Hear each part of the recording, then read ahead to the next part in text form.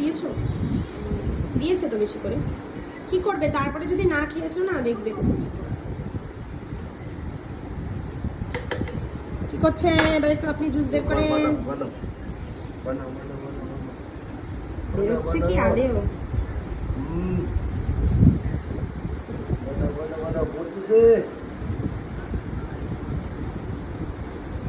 তুমি আমি এটা ধরছি, তুমি মারো, জোরে জোরে মারো, এখানে হাত দাও, এখানে হাত দিয়ে মারো।